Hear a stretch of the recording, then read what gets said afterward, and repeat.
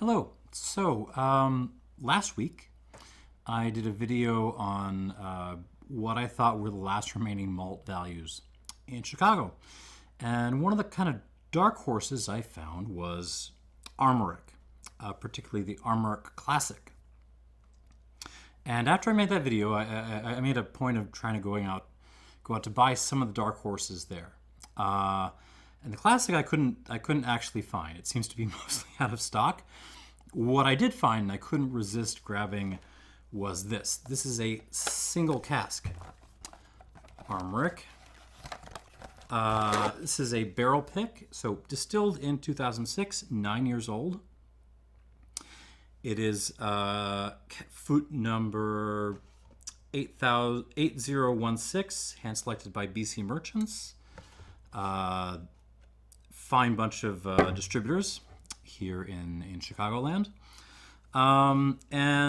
It is, but the cask is the interesting thing. It is a Sauternes cask, bottled at 46%, unchill filtered. Now, this is interesting.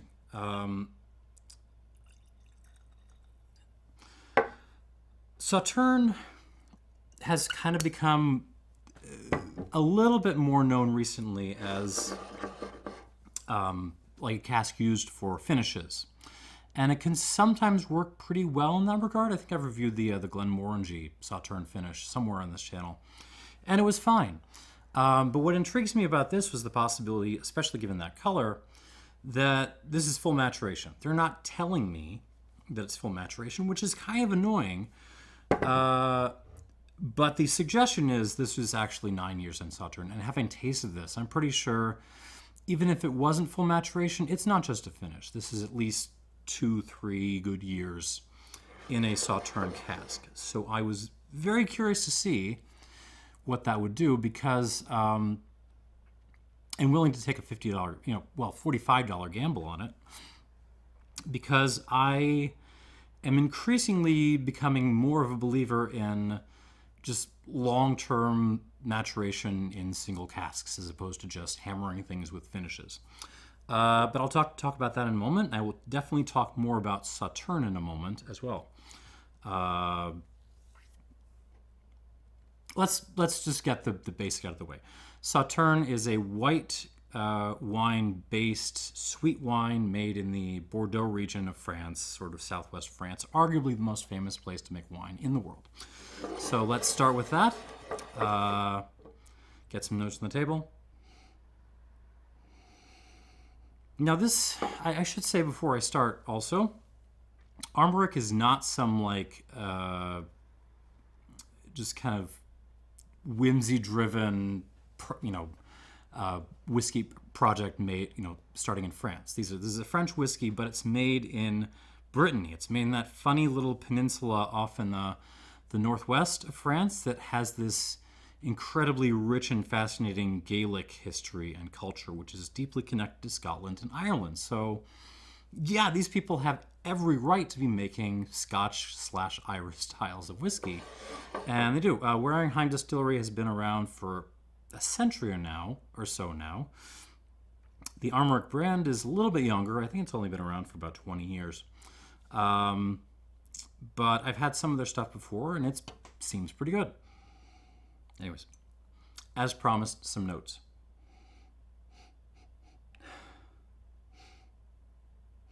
So first off, lemon peel, but also just burned lemon peel, like you set your lemon peel on fire, as well as some fresh stuff. Black pepper, but also dried flowers, or even like a dryer sheet note, but nice. This is nice dryer sheet, but it does have that slightly laundry kind of quality to it. And I think most of that is from the cask. I mean, it feels substantial. It doesn't feel like this was just slapped on in a few months. And then I'm getting lots of stuff from the spirit, malted milk balls. Maybe a tiny hint of peat, but this is not a peaty whiskey by any means. It's just kind of, it wavers in and out. kind of mixed apple and pear, a little English breakfast tea, dried figs, or really like just fig Newtons. It's nice. The kind of lemon smoke black pepper thing is actually very, very intense at first. On the palate,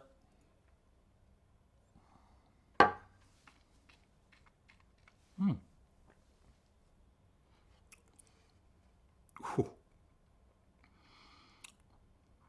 A little bit of a Jekyll and Hyde on first contact.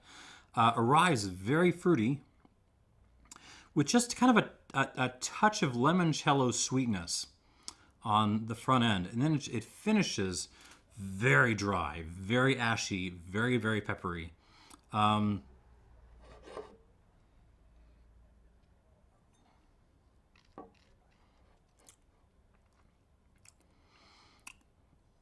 Comes across a lot more balanced once you're on like sip number 2 and onwards.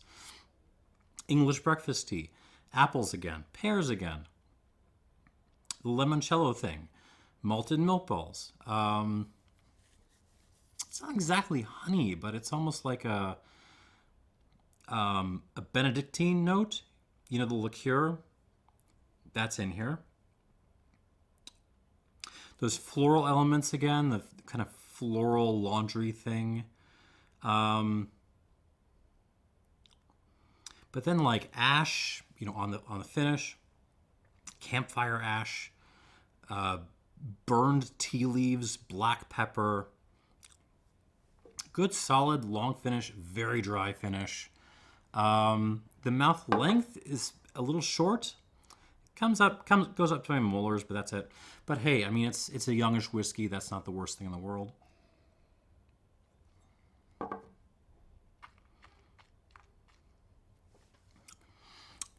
Yeah, it feels this feels like it could have actually gone longer, actually, in the cask. It feels like the spirit and the Sauternes cask could have actually married a little bit better, or at least a little bit longer, which probably sounds crazy to say. I mean, wouldn't it just get too sweet if you left it any longer in the Sauternes cask? I mean, not necessarily, right? I mean, okay, you throw a spirit, you know, straight off the still or from a different cask into a dessert wine cask. You figure the sugary bits, you know, the leftover stuff from after you dumped your wine is going to be one of the first things to pick up, right? You're not going to suddenly manifest more sugar over, you know, years and years of further maturation in that cask. What you will be getting is more effect from the wood, whatever nature of the wood it was. So French wine oak, not necessarily Lamazon or something. And, you know, just complex interaction between the spirit and the wood. It's not when you throw a spirit into a cask for the first time. The sense I get is you experience first a very quick rush of wood, and the two are just kind of like there side by side, not really interacting, and gradually over time they start to balance out, and even over the course of even more time you start to develop more complex tertiary notes. And that's what I like. I'm not necessarily against, you know, dessert wine casks, or, you know, even port or red wine casks for that matter, which I've complained about on this channel a lot. I'm against just like those little short dips which just like hammer the spirit and then you bottle it, and there's no time for there to be real integration, real sense of the two figuring out what they're doing together, and, you know, beginning to tell a coherent story. So I'm getting tired. Like, I've been tired of finishes for a while. I'm not gonna lie, But it's only now that I'm really starting to think about what would I like instead, and what I would like instead would be just more experimentation with fun, weird cask types, but for longer periods of time, longer secondary maturations.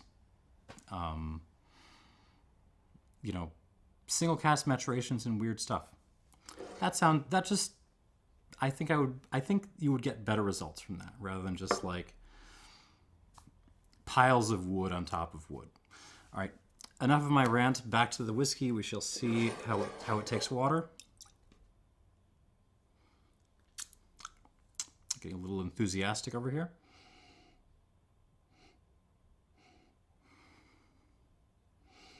Oh, nice. It's like limoncello and ash is a lot of what I'm getting. With water, the cask and the spirit notes actually marry a bit better. Like a lot of those, like the dryer sheet thing, which was not bad, but a little bit janky, has completely disappeared with water. And it just smells more integrated now, which is what I want to see. But it's not like what I would expect from a finish, which is that the Sauternes effect just kind of blows off. That's not what's happening. It just feels more integrated on the palate.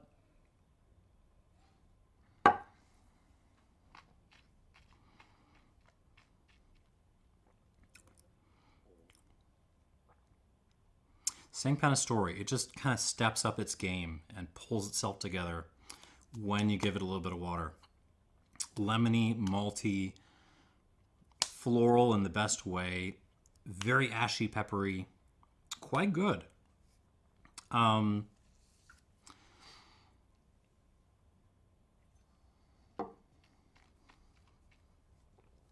mouth feels a little bit better. The mouth length is better.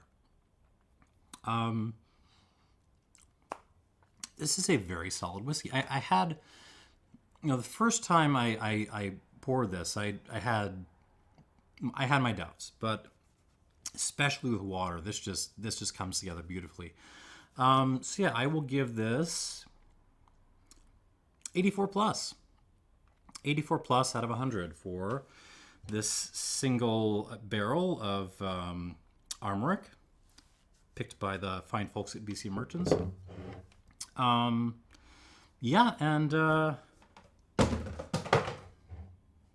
it's not so at what, $45. It's not the best deal in the world, but for something with, if you're looking for something with a lot of Sauternes influence for not a lot of money, hey, 46%, an actual age statement. This is pretty good. Okay, but we're gonna put that to the side for now, because I want to talk about Sauternes. Sauternes. Here we go. As I said, this is a sweet wine from Bordeaux. So if you start at the city of Bordeaux and travel south to the Grave, south of the city, and keep walking along the river, you'll eventually hit the Sauternes region. Barsac is also right there. Barsac is part of Sauternes. You'll sometimes see them on the bottle. And this is a style of wine that I feel is just deeply unappreciated. And the reason why it's unappreciated is because of what you are thinking right now, which is, I'm sorry, I don't like sweet wine. Oh, do you not now? Have you ever tried a really good one recently? Be honest. Be honest. So let's talk about Sauternes. And let me first explain what an enormous pain in the ass it is to actually make this stuff. So Sauternes, this is the Lannion de Sauternes, 2011. Sauternes is a premier cru Bordeaux producer. That means they are on the same level as Latour, Lafite, Margaux, Aubryon, those guys. This is their second wine. It is the second wine of a Premier Cru Bordeaux producer. You can grab this all day for about $12. That is how undervalued these wines are right now. And let me explain how you make these. So it's not just like you start with a very ripe grape and then you harvest it, you stop fermentation early, and you bottle it with some residual sugar. No. Sauternes is made through botrytis, also known as noble rot. So basically they are intentionally letting the wine get infected with a fungus. This is something that the Hungarians did first. All credit to the Hungarians. Tokai is awesome. So why would you do this? Because the fungus basically expunges some of the water, concentrates the flavor and the sugars, meaning you can get a wine that's very, very, very sweet and extremely expressive, characterful, and still bottled at 13.5% alcohol. Now, the same fungus that creates noble rot is also responsible for gray rot. The difference is the difference is basically luck and weather. So when you have cold, damp, wet days that just keep on going, your grapes get gray rot and they are ruined, and you have to throw them out. If it's only when you have the damp, wet days followed by dry days that you get the noble rot effect, which is what you want to make this stuff. One of the effects of this method of winemaking, so if you're paying attention to winemaking at all, sustainable farming, sustainable agriculture is becoming, at least in Europe and most of the places in the world that aren't California, it's becoming the norm. Know who had to do that first? Sauternes had to do that first, because if you blast your grapes with pesticides and stuff, your botrytis might never happen. So they have no choice. Like, they've been farming naturally, organically for centuries, just because that's the way they got to do it. And you have to it's an enormous amount of pain in the ass to do this. You have to do multiple passes through the vineyards to make sure each grape is exactly right for what you need it to do. And there's an enormously important, just quality sorting process. And again, you can buy a bottle of this for about $12. It's crazy. Like, you can buy the main Sauternes, at least in a half bottle, for about $30. Think it's absolute madness. Like, the effect of just the fact that Sauternes is not in fashion on pushing down the prices. Chateau de Chem, which is the superior first growth among the Sauternes, is always going to be in fashion because it's a place to park money, and it's a thing that bros can chug back to be happy with how much money they have. But there's so many other amazing producers out there, like Sauternes, like Couté, like La Tour Blanche. Lots and lots of really, really good producers out there that are just not getting a lot of attention and selling their stuff at cut rate prices because Sauternes just isn't fashionable right now. Oh, I should mention the grapes too, right? For the most part, you're getting Semillon, which is the distinctive Bordeaux white grape, but lots of others too, particularly Sauvignon Blanc. All right, let me get some tasting notes on the table for this thing. So immediately I'm smelling lemon bars.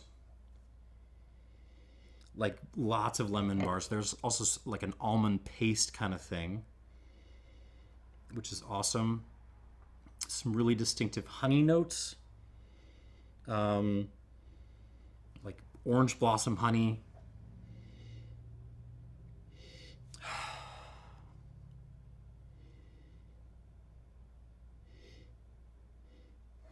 More coming out. It's slightly floral too. It's not. I'm not getting the full blown like you know, laundry sheet effect like I was in the whiskey, but yeah, little hints of like white flowers, which is very much a Semillon sort of thing. Very nice nose on the palate.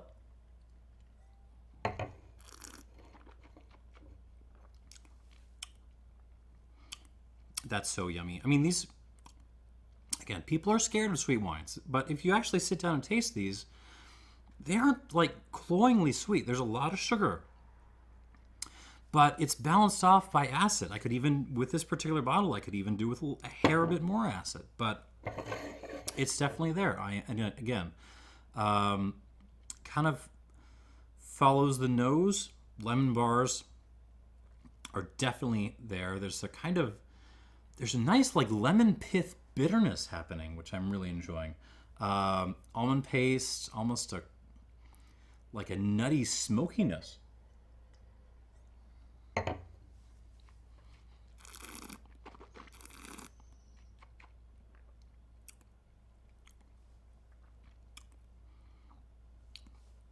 I'm going to be honest with you.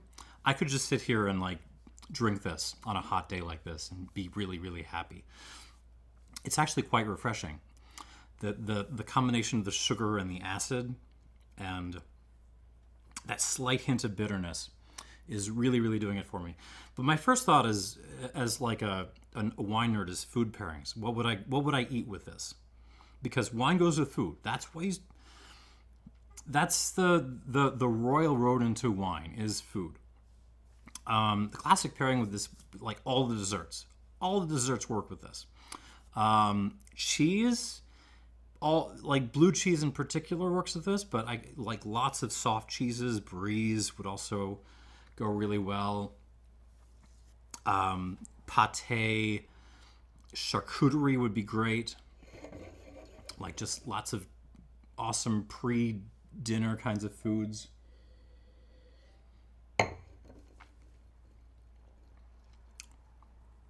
But even like dinner kinds of foods, like I immediately think of like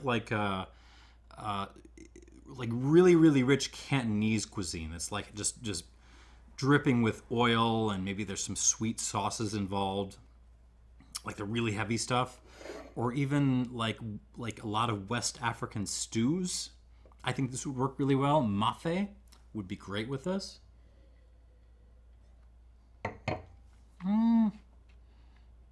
I've heard people say like sweeter Thai dishes.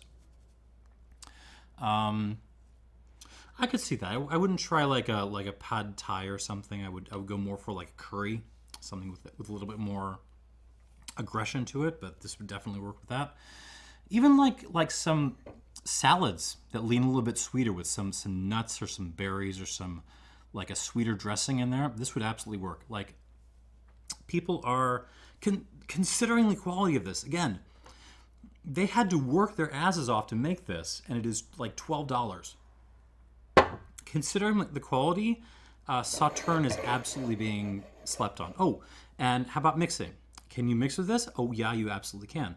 There have been Sauternes producers writing angry letters saying, please do not mix with our product. I think they are dead wrong, because this would just work well in cocktails. I immediately think of something you could do, like an eau de vie or something with this.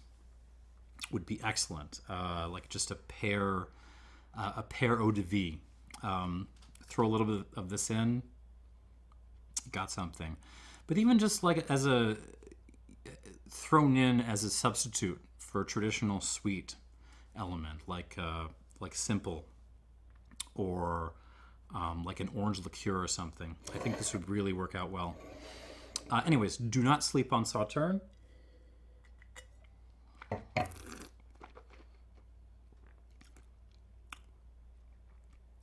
This is awesome. Look at me, I'm drinking this stuff. Thanks for watching.